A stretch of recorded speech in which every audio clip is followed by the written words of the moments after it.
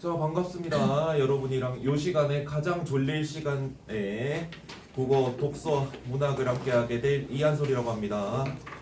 박수 주시나요? 네, 좋습니다.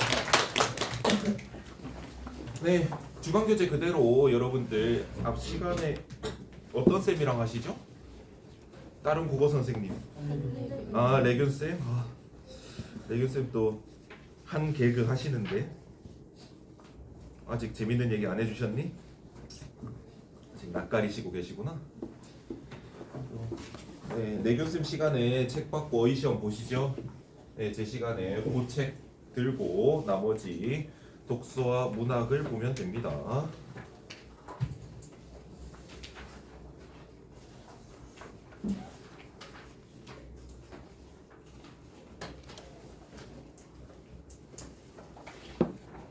첫 시간인데 여러분 출석 한번 불러보면서 얼굴 좀 외웁시다. 자, 고윤성. 네, 반갑습니다. 곽다율. 네, 반갑고요. 이제 반갑고요 생략할게요. 김명건.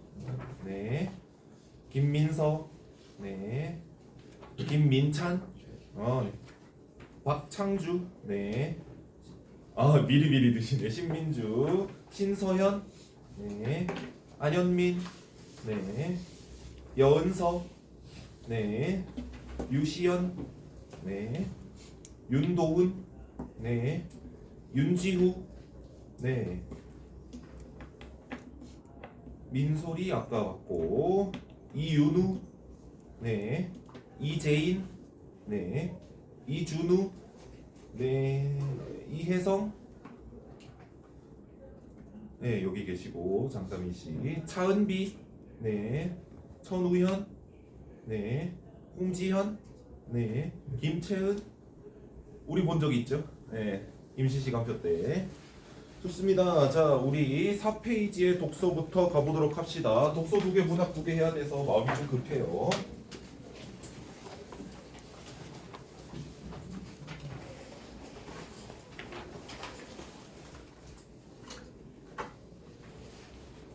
주제 탐구 독서 다들 내셨나요? 1주차 거, 1주차 거. 지난번 거, 처음 거. 다들 내셨나요? 돌려받았어? 첨삭된 거 돌려받았어? 추가로 냈니 혹시? 추가 처음 거 처음 거, 맨 처음 거. 네, 처음 돌려받았어? 거. 그래? 책 돌려받은 사람 손. 그래? 드림반 제가 첨삭했는데? 네, 드림반 제가 첨삭했는데 그날 다 하고 갔다고 생각했는데 어디에도 없어? 책 사이에 껴있지도 않던데. 책 사이에 안 끼워놨어요. 다 빼놨어요. 저 책만 받았는데. 참 드림반 첨삭하면서 저기 빈종이 끼워서 내면 미제출이랑 똑같습니다, 여러분. 그냥 낸 척 빈종이 끼워서 내거나 저기 다른 반에 이름만 적은 친구들이 있는데 그거 제출 처리 못 해드립니다.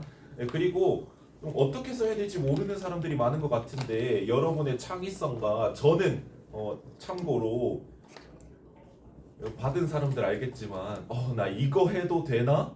이거랑 연관지어도 되나? 해가지고 적으신 분들한테 제가 굿 아이디어 적어드렸을 거예요. 저는 여러분이 좀 뭐랄까 똘끼를 좀 발휘해가지고 이거랑 이걸 엮는다고 저를 좀 놀래켜줘도 좋을 것 같아요. 그래서 재밌게 일단 써보세요. 그리고 저기 한두 분 정도 제가 정말 죄송한데 무슨 말인지 모르겠습니다 적어놓은 거 여러분들 문장을 짧게 쓰세요. 좋은 글이라고 하는 거 문장이 길고 화려한 게 아니에요. 문장을 짧게 차라리 나는 이렇게 생각한다. 왜냐하면 이거기 때문이다. 딱딱딱딱딱딱 끊어서 쓰세요. 그래야지 훨씬 더 읽기 편하고 나중에 여러분들 자기소개서라든가 어떤 글이든 간에 문장을 짧게 끊어서 화려하지 않고 그냥 컴팩트하게 쓸수록 좋은 글로 자소서도 그런 글들이 합격해요. 제가 저기 국어교육과 출신으로서 취직하는 친구들 자소서도 많이 봐주거든요. 아직도 이직하고 하는 애들. 근데 확실히 붙는 애들 자소서 보면 간결해요. 내가 딱 여기 필요하다. 나 뽑아라. 이런 식으로 딱딱딱딱 필요한 얘기만 쓰고요. 뭐 자소서에서 이 얘기만 할게요. 자소서에서 이런 게 100% 떨어지는 자소서 이런 게 있습니다. 안녕하십니까. 저는 자상한 아버지와 자애로운 어머니 아래서 맨날 몇 년 중 몇째로 뭐 사랑받으며 성장하여 어쩌고 저쩌고 저쩌고 바로 떨어집니다. 첫 줄에서 떨어뜨려요. 제가 입학사정관 분들도 저기 좀 친분이 있거든요. 그냥 친구의 친구 이런 사람들이라. 근데 보통 이제 가족 관계부터 시작하면은 거의 떨어진다고 보면 돼요. 왜? 구구절절하다라는 이유로 떨어뜨리거든요. 그래서 여러분들 글 쓸 때도 문장은 완성하셔야 돼요. 여러분들 주제 탐구 독서 보니까 화살표 그려놓고 그냥 요점 정리 필기하듯이 적으신 분들 많은데 네 그렇게는 글이 완성된 글이 못 돼요. 뭐 윗화살표 아래화살표 이런 건 독서 지문 분석할 때 하시고요. 글은 최대한 완성시켜 보세요. 나 문장 화려하게 못 쓰는데요. 오히려 좋습니다. 딱딱딱 끊어가지고 그냥 이쯤 돼서 문장이 긴 것 같은데 그러면 끊고 차라리 접속사 써버려. 그런 게 훨씬 낫습니다. 그리고 좀 더 편한 마음으로 써보세요. 이것과 연결 지을 수 있을 것 같다. 이런 식으로 써보시면 좋겠습니다. 아시겠죠? 자, 독서 가보도록 합시다. 4쪽에 고난도 독서라고 돼 있는데 딱히 고난도는 아니에요.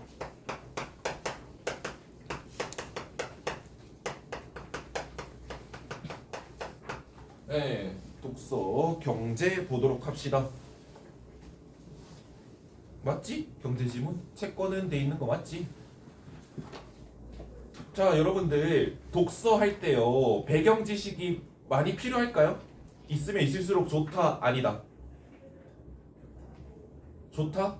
반은 막 아니 20%는 맞고 80%는 오히려 틀린 얘기라고 저는 생각합니다. 배경 지식은 여러분들 이런 생각을 해볼게요. 배경 지식이 많을수록 아는 거 읽기에는 좋아요. 아는 거 읽기에는 좋아. 근데 과학 지문을 한번 생각해보자 얘들아. 과학. 여러분들 과학에서 배경 지식이라고 하면 최신 연구 결과 이런 걸 말하죠. 그치? 최신의 연구 결과, 뉴스에 뜨는 뭐 대발견 이런 것들을 말하잖아요. 그러면 내가 그걸 항상 최신화해서 과학에 관심을 가지고 알고 있다 치자. 여러분들 그러고 나서 뭐 예를 들어서 A는 B가 아니다가 최신의 연구 결과라 치자. A가 B인 줄 알았는데 사실 A는 B가 아니다가 최신이라고 칩시다. 근데 시험에 나오는 지문들은 무조건 최신만 줄까요? 그렇지 않겠죠. 그치? 그냥 글로 쓰던 거 이 이론은 이렇게 전개되었다 라는 설명이 나오죠. 여기 지문에서 만약에 A가 B다 라는 이론 설명이 나오면 여러분들은 A는 B다라고 풀어야 돼요. 그 근거, 그 이론 설명에 대한 근거들을 계속 찾아 나가야 되고요. 근데 내가 배경 지식을 가지고 있어 이미 A는 B가 아니래. 그러면 여러분들은 여러분도 모르게 계속 싸우면서 읽는다니까. 천천히 읽게 되고. 왜? A는 B다라고 돼 있어. 반박됐는데. A는 B다. 그러니까 A는 B다. 아닌데. 이러고 읽고 또 심지어 문제로 갔을 때는 구분이 잘 안 돼요. 사람인지라 구분하기가 힘들어요. 서로 다른 말들이 내 머릿속에 다 있는데 이 부분만 떼가지고 문제를 풀기가 어려워요. 그렇겠죠. 그치? 그러면 섞어서 풀어요. 그러면 나의 새로운 이론을 바탕으로 다 풀고 문제 다 틀리는 거예요. 그래서 과학이나 기술 이런 지문에서는요 여러분들이 기존에 알고 있는 배경 지식을 의도적으로 좀 빼놔야 돼. 의도적으로 좀 갖다 버려야 돼. 지문이 하는 말로만 문제를 풀어야 된다고. 근데 배경 지식이 통하는 경우가 있긴 합니다. 제 생각에 배경 지식이 통하는 거는 딱 두 개밖에 없다고 생각합니다. 법 지문과 경제 지문이. 그럼 얘네는 왜 배경 지식이 통하느냐? 여러분들 법 지문은 그 구체적인 판례에 대한 게 나오지 않아요. 그냥 법이 어떻게 만들어졌는지, 이 법은 왜 만들어졌는지 이런 게 나와요. 그럼 이 법이 왜 만들어졌는지가 갑자기 180도 바뀌는 일이 있을까요? 과학처럼?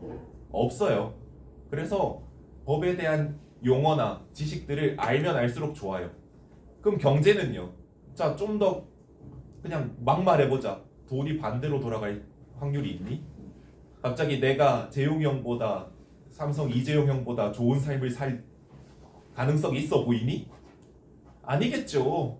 그치? 재용이 형이 갑자기 서울에서 저 먹을 것 좀 주이소 하고 내가 오늘은 무슨 차를 타볼까 이러고 있을까? 그런 일은 일어나지 않아요.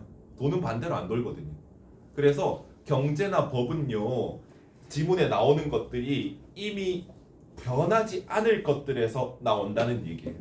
변하지 않을 것들에서 나오니까 법이나 경제는 제가 수업을 하면서 앞으로도 사이드 지식들 얘기를 조금 해드릴 거예요. 미리 알아두면 어차피 변하지 않아서 딴 데 쓸 수 있는 것들, 이런 얘기들을 해드릴 건데, 과학이나 기술이나 특히나 또 철학, 제발 철학에서 배경 지식을 알고자 뭐 청소년이 읽으면 좋은 철학 이야기 이런 거 열심히 읽고 나서 아리스토텔레스 나왔다, 오케이, 내가 아는 걸로 풀어주겠어. 본인의 철학으로 푸는 겁니다. 아리스토텔레스가 아니고 나의 철학으로 문제를 풀고 답이 다 1번인디? 허허허 이러면서 넘어가고 다 틀려요. 제발 배제 좀 해주세요. 그래서 배경 지식은요, 여러분들 그냥 뭐 여러분의 지식 향상이나 뭔 말인지 조금 더 잘 아는 데 쓰는 거지, 내 배경 지식을 바탕으로 문제에 바로 덤빈다? 있을 수 없는 얘기라는 거 제발 그러지 말아 달라는 거 부탁드리고 들어가도록 할게요. 하지만 경제 지문이니까 조금 더 다른 얘기도 해보도록 하겠습니다. 오늘은 안 되겠네요. 2시에 나가는 분도 있고 2시 뭐 40분에 나간다고 써져 있는 분들도 있고, 어찌됐든 집중해서 한번 해봅시다. 식사들 맛있게 하셨을 테니 제발 졸지 말고. 오케이, 좋아. 그 눈빛 좋아. 오케이. 자, 채권은 가보도록 합시다. 채권은 사업에 필요한 자금을 조달하기 위해 발행하는 유가증권으로 채권에 내보칠게요.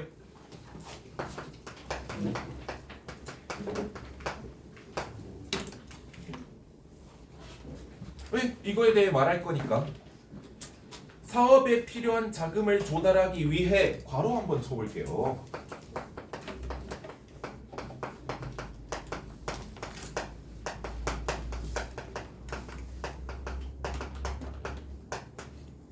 네, 뭐 목적이나 조건 이런 거에 저는 앞으로 괄호를 쳐둘 겁니다.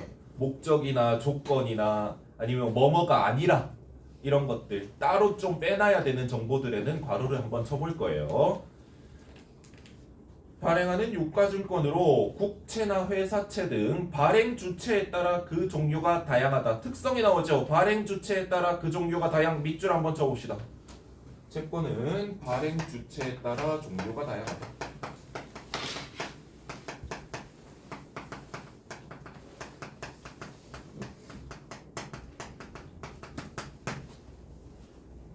자, 채권의 액면 금액, 액면 이자율, 만기일 등의 뭐 이거 다 여러분들 액면 금액이 뭐지? 액면 이자율이 뭐지? 이러고 있으면 답이 나옵니까? 시험 칠 때 여러분이 액면 금액이란 무엇일까? 자, 한번 통찰해 보자 이러면서 갑자기 시험 치다가 물 한 잔 딱 마시고 액면 금액이라 이러고 있으면 무슨 영화의 저 이경영 형처럼 액면 금액이라 재밌구만 이러고 있으면 안 돼요. 그냥 바로 넘어가. 내가 어차피 뒤에 설명 안 해주면 알아. 몰라 넘어가. 알겠죠? 지급 조건은 채권 발행 시 정해진대요. 얘네가 뭔지 몰라도 지급 조건이구나. 지급 조건은 뭐라고 돼 있니? 채권 발행 시 정해진다. 요것도 특성이죠.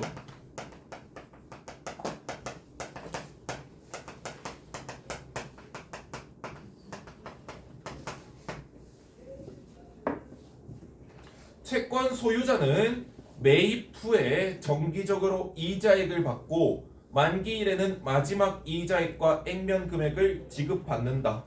이것도 그냥 그대로 받아들이면 됩니다. 채권을 가진 사람은 사들인 후에 정기적으로 이자 받는데, 그리고 만기일에는 끝나는 날이겠죠.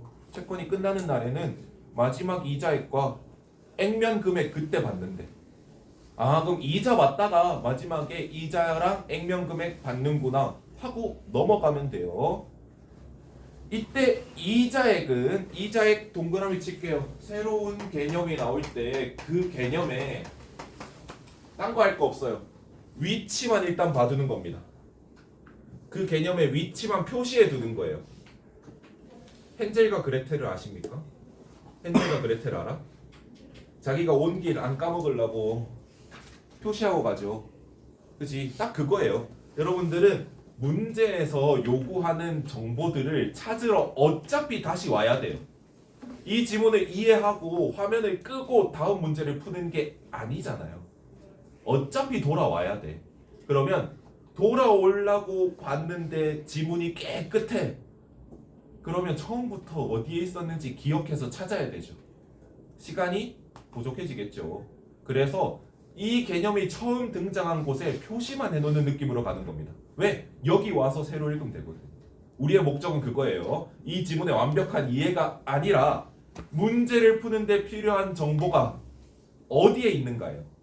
아시겠죠? 제 독서의 키포인트는 저 고3 수업까지 똑같이 얘기해요. 문제를 푸는데 필요한 정보가 어디에 있는지 확인하고 그래서 다시 돌아와서 읽는 거를 최소화하는 거예요. 아시겠죠? 자, 요게 목표 항상. 자, 이자액 개념 처음 나왔다. 이자액 동그라미. 자, 액면 이자율을 액면 금액에 곱한 것 여기 볼게요. 이자액은 뭐래요? 액면 이자율 곱하기 액면 금액이래.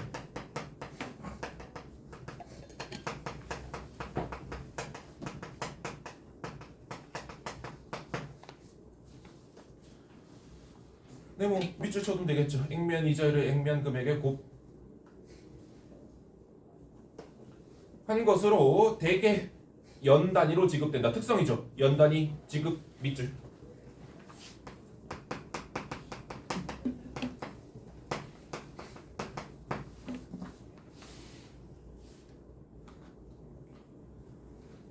자, 채권은 만기일 전에 거래되기도 하는데 이때 채권 가격은 현재 가치, 만기, 지급 불능 위험 등 여러 요인에 따라 결정된다. 여기에 뾰족한 괄호 좀 해둘게요. 채권 가격은부터 결정된다까지 요거요. 요 괄호 좀 해둘게요. 왜? 채권 가격 결정 요인들이 여기다 모여 있거든요. 그렇지? 그럼 선지에서 채권 가격은 땡땡땡 이런 거에 의해 결정된다라고 OX 물어보면 앞으로 여기로 돌아오면 되거든요. 오케이? 자, 이 문단 갑시다. 채권 투자자는 정기적으로 받게 될 이자액과 액면 금액을 각각 현재 시점에서 평가한 값들의 합계인 채권의 현재 가치에서 채권의 매입 가격을 뺀 순수익의 크기를 따진다. 여기서부터 여러분들 아득해지죠. 아씨, 이거 뭔 소리야? 솔직히 그렇잖아요. 이게 뭔 소리야? 나는 아직 돈을 굴려본 적도 없는데 이게 뭔 소리야? 근데 이게 얘기하는 정보는 딱 하나예요. 순수익 동그라미 치시고.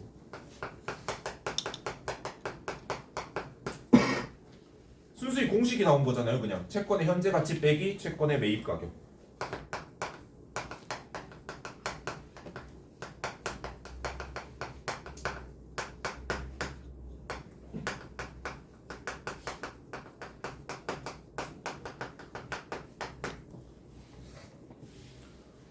앞에 그 긴 줄은 뭐야? 채권 투자자는 정기적으로 받게 될 이자액과 액면 금액을 각각 현재 시점에서 평가한 값들의 합계.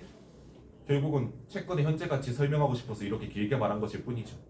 아, 그럼 뒷문제에서 채권의 현재 가치가 뭐냐고 물으면 채권의 현재 가치 앞에 있는 여기로 그대로 돌아와서 그때 판단하면 되는 거예요. 지문 읽을 때 멈추지 말고 그냥 이 줄은 순수익의 공식만 얘기해주고 넘어가는구나 라고 받아들이시면 돼요. 자, 채권 보유로 미래에 받을 수 있는 금액을 현재 가치로 환산하여 평가할 때는 금리를 반영한다. 자, 미래에 받을 수 있는 금액을 현재 가치로 환산하여 평가할 때 왜? 1문단에서 말했잖아. 만기일 전에 거래되기도 한다고. 그러면 지금 가치가 얼마인지 알아야 채권이라고 하지도 말자. 지금 가치가 얼마인지 알아야 내가 받을 돈 받을 수 있잖아. 그죠? 내가 한 2년 뒤에 받기로 했어. 근데 지금 받을래. 그러면 계약을 따로 안 했다면 지금 얘가 얼마의 가치인지 환산해서 줘야 되잖아. 그 말이에요, 그냥. 그러고 넘기면 돼. 자, 금리를 반영 밑줄 칠게요. 현재 가치 환산할 때 금리 반영 이 정보만 있는 거예요.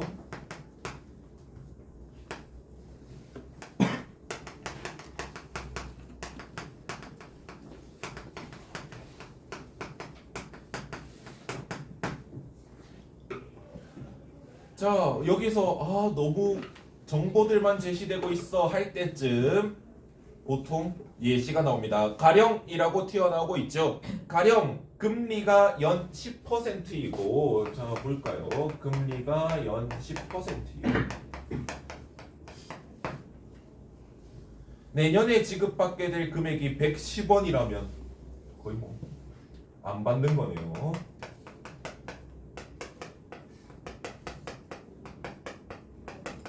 내년에 110원이 예정되어 있다면 110원의 현재 가치는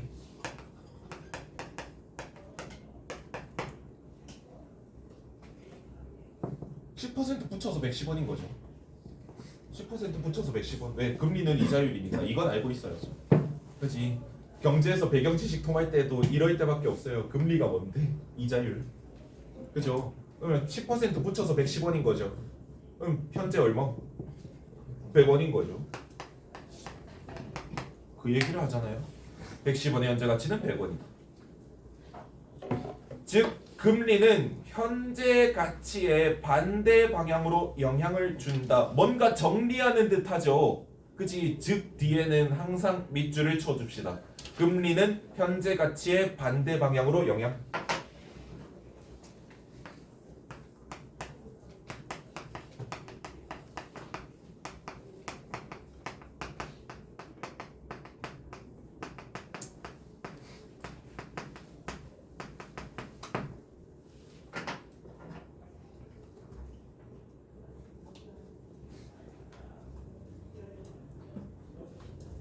이게 뭔 말인지 돌아가서 설명 안 해도 됩니다. 왜? 뒤에 접속사가 뭐야? 따라서죠.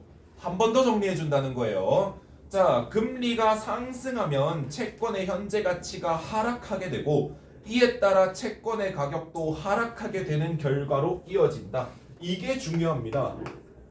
여러분들 수능 출제 기관이 어디입니까? 평가원이죠. 한국교육과정평가원이요. 그렇죠? 걔네들이 수능 독서에서 제일 좋아하는 게 뭐냐면 비례관계예요. 뭐가 올라가면 뭐가 내려가고 뭐가 내려가면 뭐가 올라가고 또는 뭐가 올라가면 뭐가 같이 올라가고 이런 비례관계들 가지고 거의 지금까지의 킬러 문제들이나 이런 거는 다 이거 판단을 잘하면 풀 수 있었어요. 자, 그래서 여기에 비례관계가 나오죠. 우리 비례관계는 그냥 조금 더 시각화를 해봅시다. 되게 단순하게. 자, 금리가 상승하면의 위타살표 그려줄게요. 금리가 상승하면의 위타살표 그려줄게요.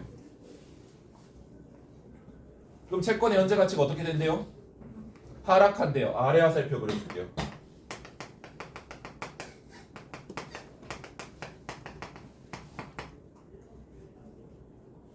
이에 따라 채권의 가격이 어떻게 된대요?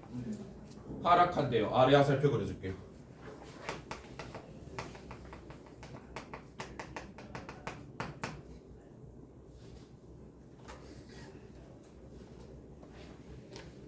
그러면 금리가 상승하면 채권 가격이 내려간다라는 비례관계에 따른 것도 눈에 보이죠.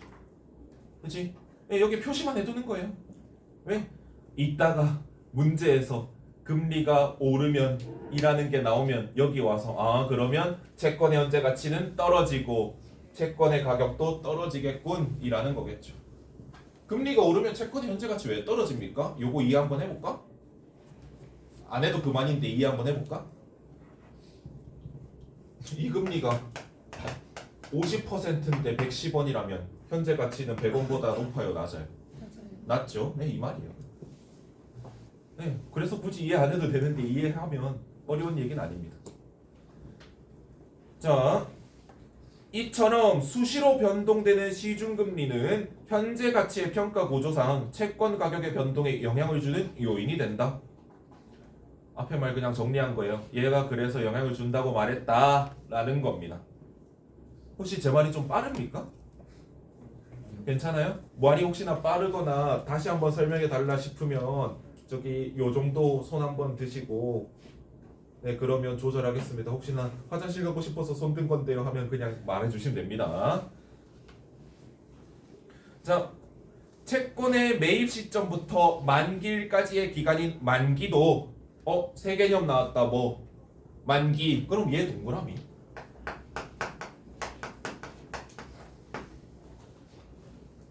만기의 개념은 앞에 있네요. 채권의 매입 시점부터 만기일까지의 기간. 자, 채권의 가격에 영향을 준다. 일반적으로 다른 지급 조건이 동일하다면 만기가 긴 채권일수록 가격은 금리 변화에 더 민감하므로 가격 변동의 위험이 크다. 얘들아 여기도 비례관계 나왔죠. 뭐 길면 이타살표, 만기가 긴 이타살표. 가격 변동이 어떻게 된다고요? 크다 이타살표.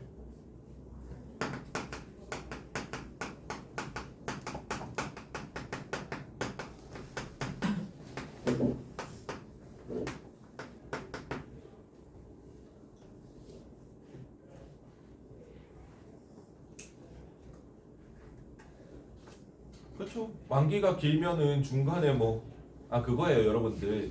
만약에 여러분들한테 제가 얘들아 선물 이러면서 2025년 3월에 여러분들이 받을 수 있는 채권을 드릴게요 라고 하면요. 자, 나라가 2달만 버티면 돼. 그죠? 우리 만약에 국채를 드렸다. 국채라고 하면은 이제 대한민국의 이름으로 발행된 거거든요. 여러분들한테 얘들아 2025년 3월에 받을 수 있는 국채를 줬어. 여러분들이 계좌 확인해봐 이랬다. 여러분들은 나라 2달은 버티겠지 허허허 하면서 그냥 있으면 돼요. 그죠? 지구 멸망 생각해야 돼? 지구가 멸망하면 난 채권을 받지 못할 거야? 과한 걱정이죠. 2달 안에 돈 들어올 거 생각하고 이러고 있겠죠.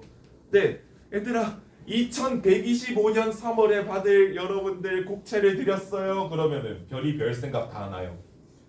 중국이 쳐들어오면 어떡하지? 북한이 망해서 우리한테 쳐들어오면 어떡하지? 별별 생각 다 들어요. 만기가 길면 위험하다고요. 변동 위험이 크다고요. 여러분들 돈 못 받을 확률이 더 오르겠죠, 당연히. 별의별 생각 다 들죠. 미국의 다다다다다다다음 대통령은 누구지? 그때까지 내가 살 수 있을까라는 생각도 들잖아요.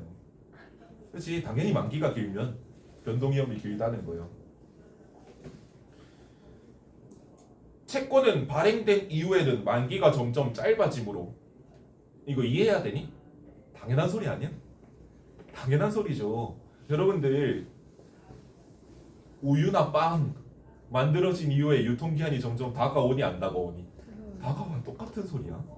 그죠? 발행된 이후에는 만기가 점점 다가와요. 그 소리예요, 그 소리. 당연한 소리는 당연하게 스킵해. 알겠죠? 만기일이 다가올수록 채권 가격은 금리 변화에 덜 민감해진다. 그렇죠? 옛날에 그 이한 소리란 양반이 2125년에 만기되는 채권을 나에게 줬었지. 하지만 지금 드디어 2124년 나 살아남은. 그러면 그때는 또 금리 변하건 말건 돈 받는다 이런 느낌이 들겠죠. 2달 안에 무슨 일이 일어나겠어 이런 느낌도 들 거고요. 그렇죠? 덜 민감해진다는 거예요. 따라서 투자자들은 만기가 긴 채권일수록 높은 순수익을 기대하므로 이것도 이해해보자. 자, 그러면 여러분들 여러분 일어나. 여러분들 내가 희대의 밸런스 게임을 하나 하면서 이제 2개를 갖고 왔다. 얘들아 이건 3월에 받는 채권이야. 얘들아 이건 100년 뒤에 받는 채권이야 라고 하면 보통 하나가 1억을 받을 수 있고 하나가 20억을 받을 수 있다. 그러면 뭐가 1억이 돼야 되니? 100년 뒤에 1억 받는 건 벨붕이잖아. 그죠? 당장 받는 게 1억이고 100년 뒤에 받는 게 20억이어야지 보통 밸런스 있는데 이런 생각이 들 수라도 있잖아. 그쵸? 그럼 뭐야? 여러분이 투자자라면 만기가 긴 채권일수록 나중에 받는 걸수록 더 많은 걸 얻길 기대한다고요. 높은 순수익을 기대한다는 게 이 말이에요. 액면 이자율이 더 높은 채권을 선호한다. 자, 만기가 긴 채권일수록 액면 이자율이 더 높은 것을 선호한다. 아, 여러분들 인스타 보면 맨날 그런 거 뜯으면 왜 뜯는지 모르겠어. 어차피 주지도 않을 거. 지금 당장 1억 받기, 10년 뒤에 100억 받기 이런 거 왜 뜯는지 모르겠어. 그런 느낌인 거예요. 자, 또 액면 금액과 이자액을 약정된 일자에 지급할 수 없는 지급 불능 위험도 채권 가격에 영향을 준다. 부정적인 거네요. 지급 불능 위험. 세모 쳐봅시다.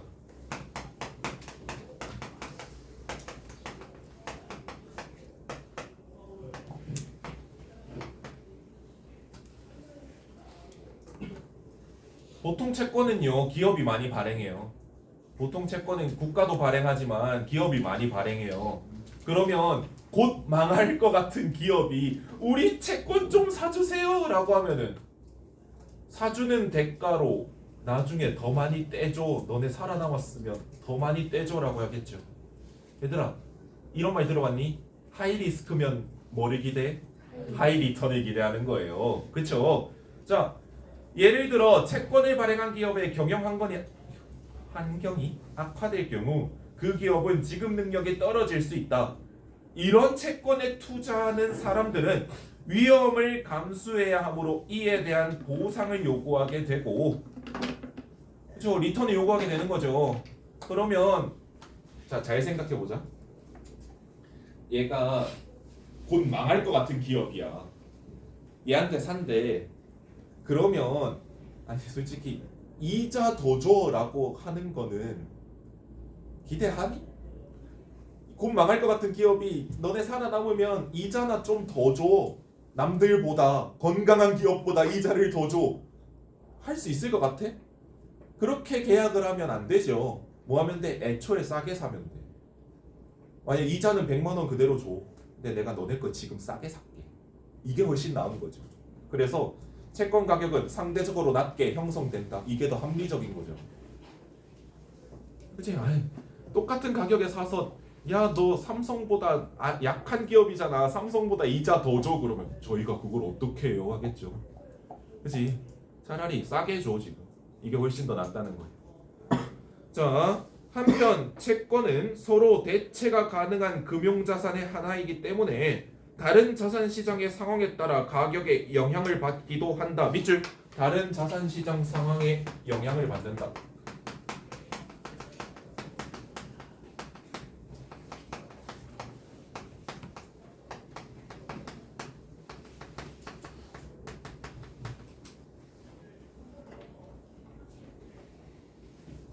얘들아, 채권이란 거 딱히 사는 걸 본 적도 딱히 없죠. 보통 어른들 투자한다 그러면 뭐 하셔? 주식 하시거나, 그죠? 아니면 요즘 또 떠오르는 코인을 하시거나. 그렇죠. 그지? 만약에 주식 시장이 호황이야. 주식만 하면 글쎄 돈이 복사가 된다고 이러면서 막 주식 시장에 뛰어들고 있어. 하지만 난 채권을 하겠어. 이러는 것도 소신이지만 보통은 어떻게 돼요? 채권에 있던 돈도 빼가지고 야야야 그냥 빨리 내 거 빨리 사가 다시 돈으로 줘 해가지고 주식에 붙죠. 그치? 그러면 채권에 사는 사람은 늘어날까 줄어들까? 줄어들겠지. 아니 주식을 하면 글쎄 돈이 복사가 된다는데 뭐하러 채권하고 있냐고요. 자, 그래서 가령 주식시장이 호황이어서 주식 투자를 통한 수익이 커지면 상대적으로 채권에 대한 수요가 줄어 채권 가격이 하락. 이것도 비례관계죠. 그지? 주식 투자를 통한 수익이 커지면 위타살표. 상대적으로 채권에 대한 수요가 줄어 아래하살표. 채권 가격이 하락 아래하살표. 딴 시장이 돈이 복사가 되면 그 시장으로 돈이 흘러간다라는 아주 당연한 얘기예요. 그래서 딱히 고난도는 아니라 생각이 드는데요. 그러면은 여러분은 어차피 앞에 다시 가서 확인해야 돼요. 문제 풀 때. 알겠죠? 그럼 우린 확인할 세팅만 해놓은 거야. 1, 2, 3번 풀어보세요.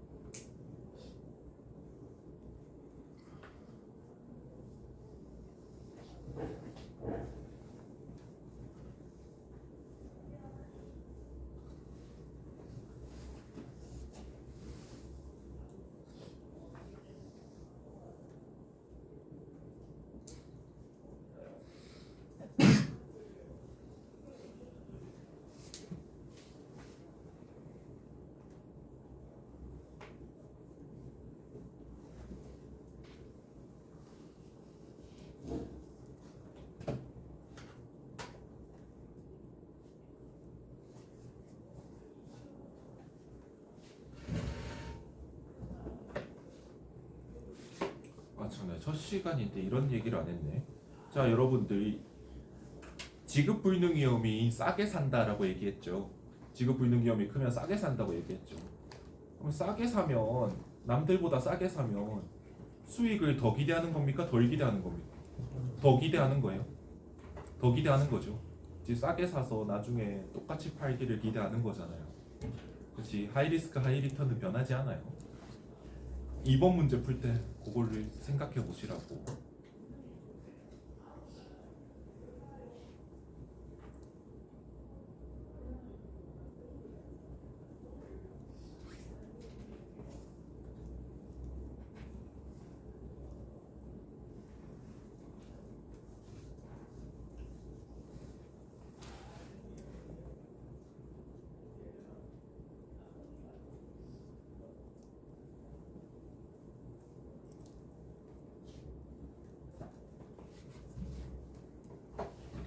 옆방도 국어구나.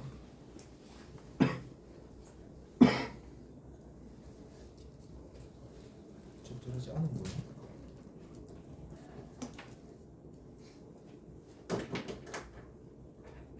찍기 하고 계신 거 아니죠? 홈블에서.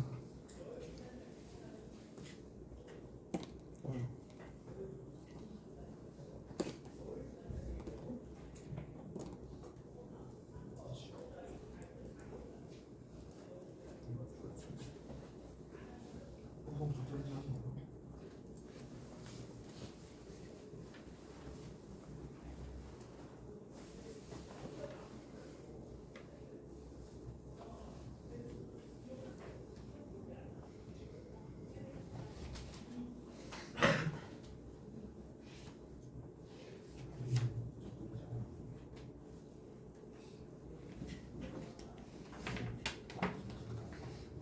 적절하지 않은 거.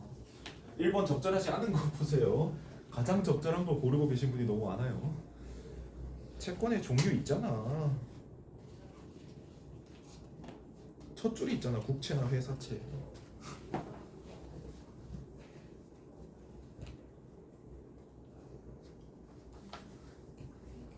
그렇지.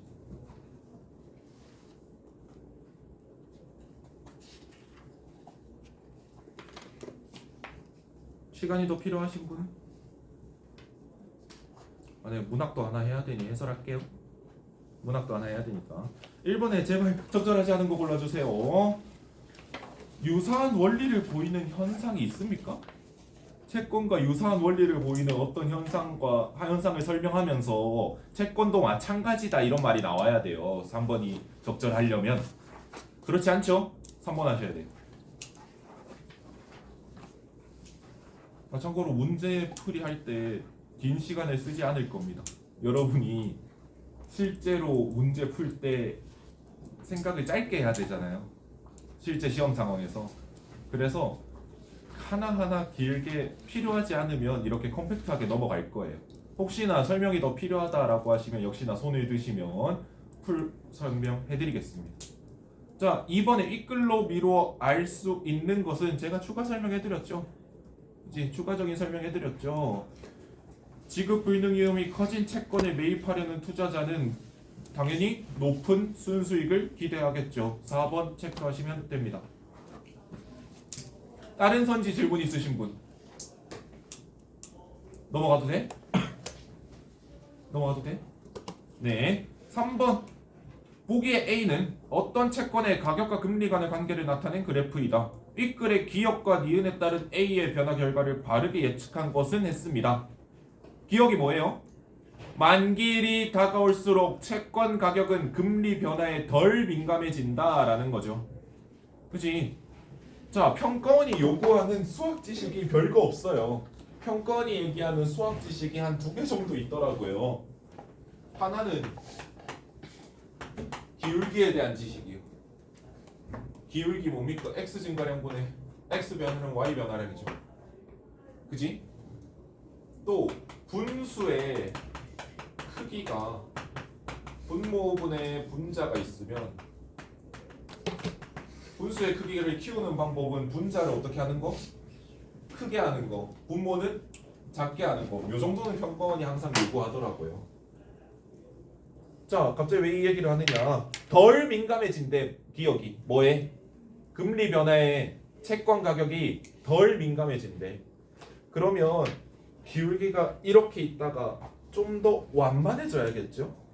그치? 기울기가 좀 더 완만해져야겠죠. 금리가 어떻게 되든 간에 Y축이 막 이렇게 변하지 않아야 되니까요. 이해돼? 그러면 B가 되겠죠. 기억은. 자, 그리고 니은은요. 다른 걸로 수익이 커지면 채권 수요가 줄어 채권 가격이 하락한다. 그럼 Y축 전체적으로 아래에 있는 거 뭐? C. 그래서 답 몇 번? 3번. 실제 기출입니다. 풀만하지 않나요? 네, 지금 뭐 첫술에 배부르진 않겠지만 꽤나 풀만하지 싶어요. 13쪽으로 갑시다.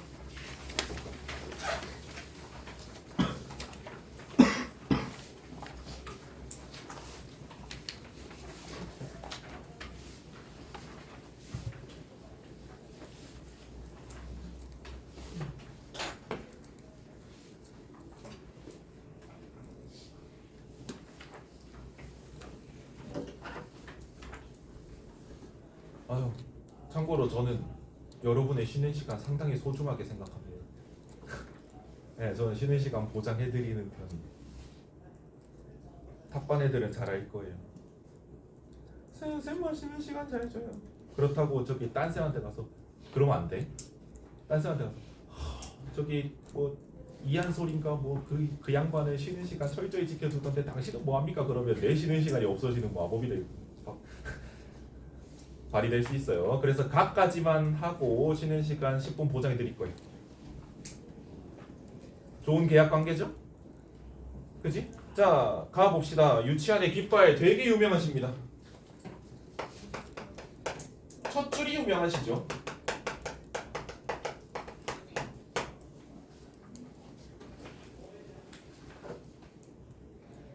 자, 해석해 볼게요.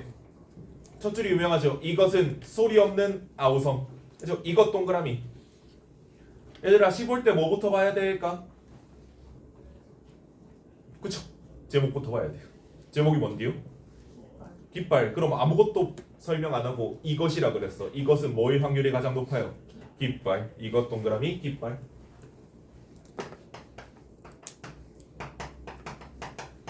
소리 없는 아우성 밑줄 쳐야죠. 유명한 무슨 법? 말이 돼요, 안 돼요? 아우성은 소리 치는 거예요. 아, 와, 이게 아우성이에요.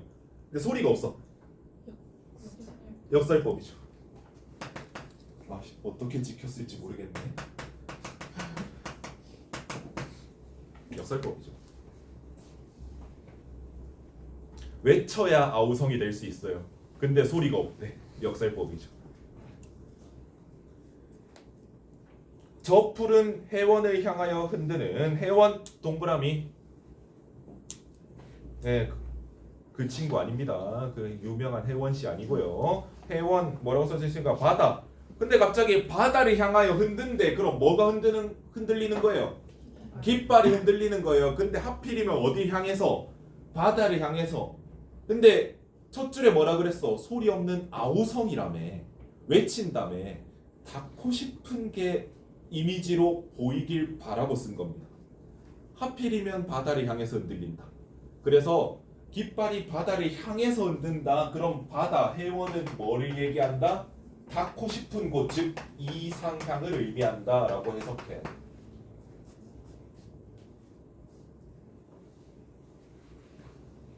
풀은 따로 밑줄.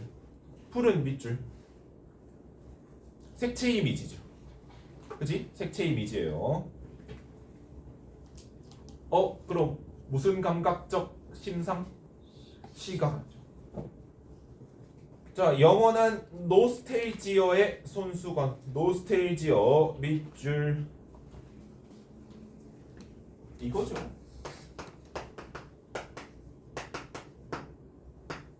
이거죠. 노스테이지어. 그렇지? 향수예요. 향수. 이거 말고 향수 이거 말고 뭐 고향에 대한 그리움을 뜻하는 향수예요.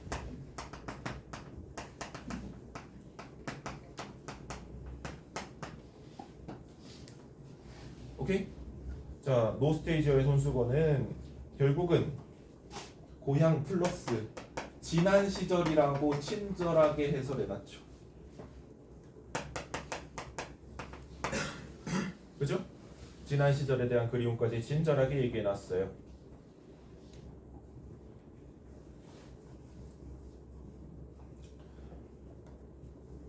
자, 손수건이라고 그냥 해버렸죠. 그치? 비유법 중에서도 깃발은 손수건이다가 되니까 무슨 법? 은유법. 같이 듯이처럼 있어야 직유법. 그래서 밑에 순정은 물결같이 여기가 직유법.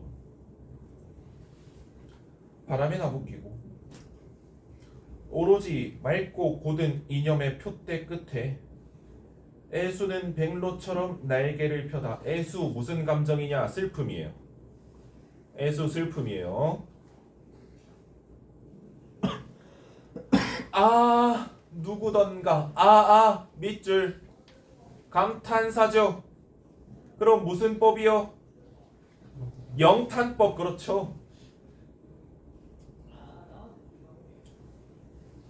이렇게 슬프고도 애달픈 마음을 맨 처음 공중에 달줄한 그는. 슬프고도 애달픈 마음 밑줄. 자, 여기서 여러분들 깃발이 되게 유명한 이미지인 게 나옵니다. 왜? 깃발은 표대, 즉 깃대에 매달려 있어요. 바다를 향해서 아무리 이렇게 날려봤자 날아갈 수 있어요, 없어요? 없어요. 여기 매달려 있기 때문에. 아유, 윤성아, 이렇게 매달려 있기 때문에 날아갈 수 없어. 그래서 슬프고도 애달픈 마음이란 건 바다에 가고 싶은데 못 가는 마음, 즉 이상향을 추구하지만 닿지 못하는 거예요.